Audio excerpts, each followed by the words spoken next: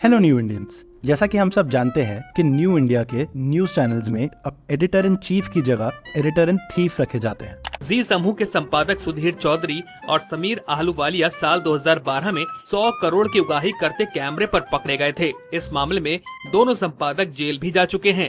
जी news छोड़ के अब सुधीर आज तक के एडिटर इन थीफ बन चुके हैं और इनका प्रोपेगेंडा एंकर वाला करियर इतना सक्सेसफुल चल रहा है कि बीजेपी इलेक्शन जीतती है तो उसके यूनियन मिनिस्टर्स आके सुधीर को कांग्रेचुलेट करते हैं। सुधीर जी, मैं आपको बधाई दे रहा हूँ। मैं बधाई देता हूँ जी न्यूज को। आपने 5 वर्षों तक लगातार सच देश के सामने रखा है। मैं आपका हृदय से आभारी हूँ। एक्चुअली ग्रेटफुल होना बनता भी है क्योंकि सुधीर ने मोदी के लिए क्या क्या नहीं किया। एलेक्सा से इलेक्शन कैंपेन करवा दी और एलेक्सा बोलती है कि आएंगे तो मोदी जी। न्यूज के नाम पे टाइप्स ऑफ जिहाद प्राइम टाइम पर चलाया और जेएनयू में पाकिस्तान जिंदाबाद का नकली नारा लगवाया। 2000 के नोट पे नैनो जीपीएस चिप ढूंढ ली, मोदी से यूक्रेन रशिया की वॉर रुकवा दी और बीजेपी के दिल्ली हारने पर वोटर्स को गाली तक दे दी। दिल्ली की जनता के लिए राष्ट्रवाद, हिंदुस्तान पाकिस्तान, मुगलों का राज वापस आ जाएगा, इस तरह की बातें कोई मायने नहीं रखती। यानी दिल्ली की जनता ने यह बता दिया है कि दिल्ली के लोग आलसी हैं, उन्हें बाकी के देश से कोई मतलब नहीं है। बीजेपी का ऑफिशियल प्रोपेगेंडा विंग बनने के बाद गोदी मीडिया को ये याद रखना चाहिए कि उनके जॉब डिस्क्रिप्शन में अब किसी भी टाइप का सवाल पूछना पाप है।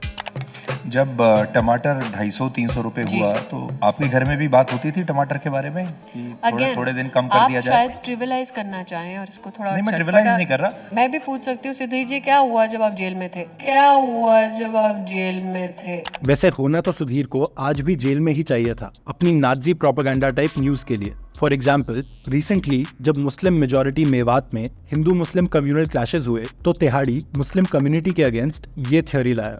2011 की जनगणना के मुताबिक देश के 633 जिलों में से 11 जिले ऐसे थे जहां 90% से ज्यादा मुसलमान रहते थे और 31 जिले ऐसे थे जहां 50% से ज्यादा मुस्लिम आबादी थी। आज इन्हीं जिलों में सबसे ज्यादा तनाव है। पर इसका नफरती प्रोपेगेंडा भी इतना झूठा था कि अगले ही दिन इसने ये थ्योरी भी चेंज कर दी और अब मुस्लिम मेजॉरिटी की जगह मुस्लिम माइनॉरिटी एरियाज को प्रॉब्लम बता दिया कि असल में सांप्रदायिक दंगे देश के उन जिलों में ज्यादा होते हैं जहां मुसलमानों की आबादी 20% या उससे भी कम है, लेकिन जहां मुसलमानों की आबादी 50% से ज्यादा है वहां सांप्रदायिक दंगे ना के बराबर होते हैं। तो इधर Sudhir with facts and figures दिखा रहा है कि जिन एरियाज में हिंदू मेजॉरिटी में है वही राइट्स होते हैं। ये एक दिलचस्प इक्वेशन है। पर ऐसा बोलना तो एंटी मुस्लिम की जगह एंटी हिंदू नैरेटिव फैलाएगा, इसलिए इस रियलिटी को भी तिहाड़ी ने ट्विस्ट करके मुस्लिम कम्युनिटी के अगेंस्ट बना दिया। लेकिन जहां मुसलमान बहुसंख्यक है वहां दंगे नहीं होते क्योंकि दूसरे धर्म के लोग फिर ऐसे जिलों और इलाकों में अल्पसंख्यक होते हुए संघर्ष ही नहीं करते। हमारे एडिटर इन थीफ सुधीर ने ये 2 अपोजिंग मुस्लिम पॉपुलेशन थ्योरीज दे के ये साफ कर दिया कि हिंदू मुस्लिम कॉन्फ्लिक्ट में गलती हमेशा मुस्लिम की ही बताई जाएगी और RSS, BJP, VHP, Bajrang Dal जैसी ऑर्गेनाइजेशंस जिनका हर कम्युनल कॉन्फ्लिक्ट में इन्वॉल्वमेंट दिखता है उन पर कोई सवाल नहीं उठेगा।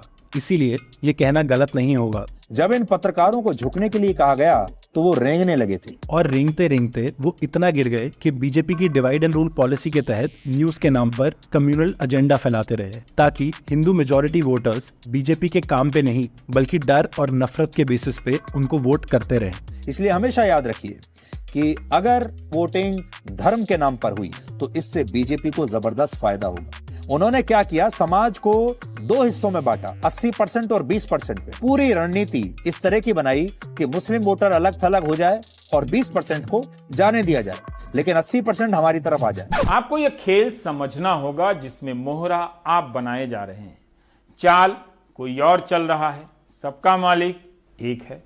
अच्छा डायलॉग है। डायलॉग नहीं है, डायलॉग नहीं है साहब, बिल्कुल डायलॉग नहीं है।